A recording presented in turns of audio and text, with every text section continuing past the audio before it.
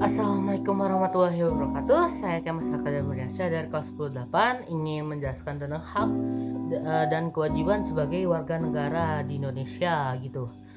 Jadi tujuan saya membuat video ini seperti tadi, saya ingin menjelaskan hak dan kewajiban warga negara, lalu contoh-contohnya, lalu juga definisinya. Apa aja sih? Lanjut aja ke intinya. Apa sih hak warga negara itu? Sebelum kita menelaah apa definisi dari hak warga negara itu, kita harus mengetahui dulu apa itu hak gitu. Hak itu adalah sesuatu yang pantas untuk didapatkan ya, bukan pantas juga sih, kayak sesuatu yang berhak atau bisa dimiliki oleh seseorang. Misal kita sekolah, nah kita berhak dapat ilmu gitu. Terus kalau misal kedua aspek ini, hak dan warga negara, kalau digabung jadi apa? Ya, hak warga negara artinya sesuatu yang pantas didapatkan oleh warga negara atas sesuatu. Di sini kalau contohnya sih ada banyak ya. Ada hak pribadi, hak politik, asasi hukum, ekonomi, peradilan. Nah, bahkan ada hak asasi budaya juga gitu. Setelah mengetahui bentuk-bentuk atau macam-macam hak warga negara, nah salah satu contoh dalam kehidupan sehari-hari kita tuh apa sih sebenarnya? Nah, di sini saya punya contohnya. Silahkan disimak videonya.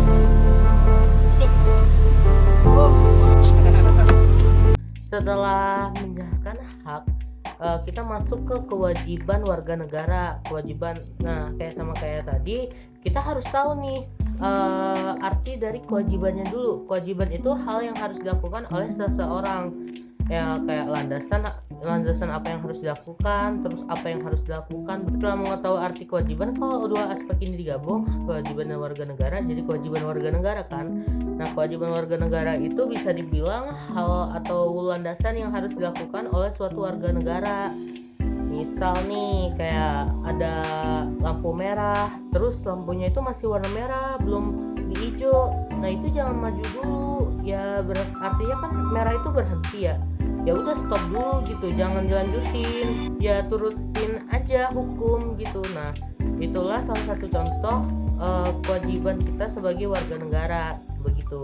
Saya ingin memperlihatkan contohnya kewajiban sebagai warga negara dalam video ini. Cuman sebelum saya masuk ke contohnya, saya pengen menjelaskan dulu nih, kenapa hak dan kewajiban sebagai warga negara itu harus diberbarengi.